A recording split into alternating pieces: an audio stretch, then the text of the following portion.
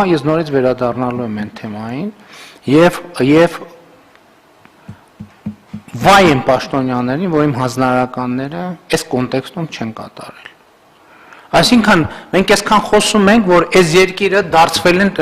կառավարումատիկիզմի, պոակիզմի եւ հիմնադրամիզմի տրամաբանությամբ եւ ամեն անգամ երբ որ բանը գալիս է հարցեր լուծելուն, բարձում է որ նորից պետքա քննարկենք, ոչ մի բան նորից պետքա չքննարկենք։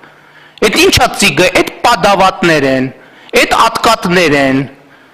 այդ կոռուպցիա է,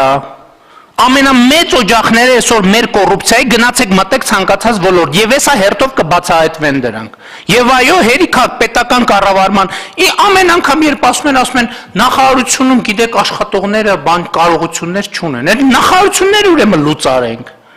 Բայց ինչի համար ենք պահում այս ամբողջ պետական կառավարման համակարգը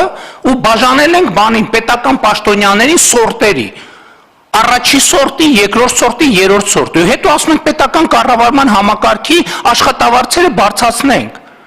Ոնց բարձրացնենք աշխատավարձերը, երբ որ կա պետական կառավարման համակարգեր, երբ որ մարդիկ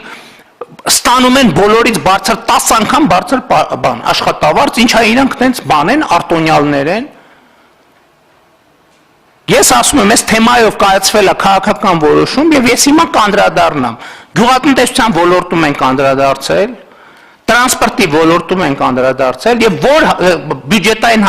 հայտերը քննարկել ենք, բոլոր ոլորտներում անդրադարձել ենք։ Եվ այն պաշտոնյաները, որ պարզվի, որ հանձնարարականները չեն կատարել, այսօրվանից թող վեշերը հավաքեն գնան իրանց գործին։ Շատ հստակ եմ ասում։